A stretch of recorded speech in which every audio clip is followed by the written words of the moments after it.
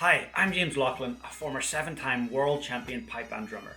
I want to share with you a little bit of a lesson inside my pipe band drumming inner circle. So every week I have a live practical lesson delivered either by myself or one of my amazing lineup of tutors. So you're going to see a little snippet from that today. And hey, if you would like to get your hands on a free drumming course, a full video course called Drumming Transformation Week, just click in the link below. And hey, don't forget to hit that subscribe button. I put out so many video tutorials on pipe band drumming, so I hope you enjoy it. One thing I try to do is I try to have two different modes while I'm playing behind an instrument, where on one hand I have the practice mode, and then on the other hand I have like the performance mode. So I'll just explain kind of what these are and what I use them for and what the result of having these two separate things are.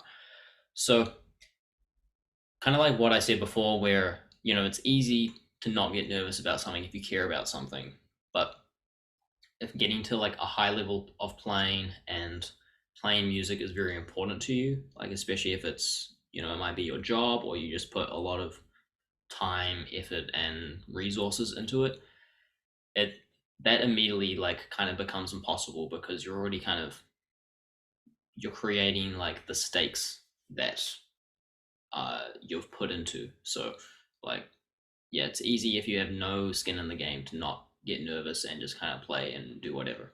So these two modes, so with the practice mode, this is like the mode that I use when I'm practicing, right? But basically what I'm doing here is that this is the time where I'm being like hypercritical of myself and I'm like picking apart every single detail that I'm not happy with, and that this allows me to actually, care pretty much.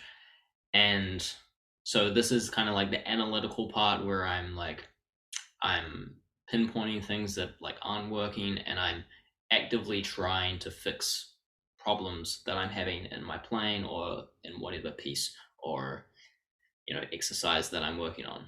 And then on the other hand, I have the my like performance brain, where I'm no longer judging or trying to like fix anything that I'm playing. I'm merely just trying to replicate what I've already prepared while I was in this practice mode into the performance mode.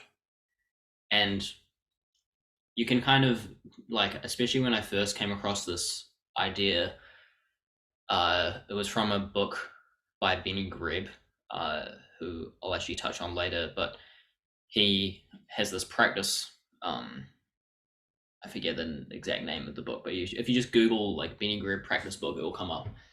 And he talks about having these two different like mindsets, where like it started off kind of just, for me, it kind of like was like a switch where I would just kind of constantly be like, well, not constantly, but I would be, all right, now I'm in practice mode and now I'm in performance mode. And then, but then eventually you can kind of, at least for me, I've kind of merged the two, where I'm just kind of, it's no longer like a black and white, or not. I wouldn't say that.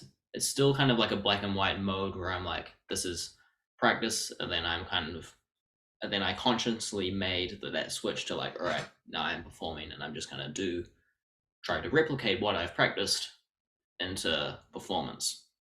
So in this, but then like once you kind of get used to this, it kind of becomes a subconscious thought that you have. So yeah, so I hope that makes sense. Kind of like, because if we on one hand like don't care and then just kind of play and whatever, it becomes very hard to actually be able to be critical of ourselves in order to actually improve and work on our weaknesses in our playing. So that's why it's good to have these two different, almost completely competing ideas that can exist like in one person. That like when I'm practicing, I'm being harsh on myself, I'm judging myself, and I'm trying to fix what is wrong basically. And then you have this performance mode where it's like I'm just trying to replicate what I've practiced into what I've performed, into what I'm performing. So yeah, if you have any questions on that, feel free to message me and we can sort of flush it out a bit more. But I hope I'm explaining that correctly.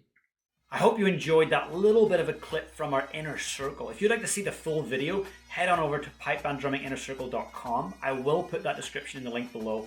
Please be sure to hit that subscribe button because every week I upload a new video lesson. You don't want to be missing out on that. And please, while you're here, hit that subscribe button.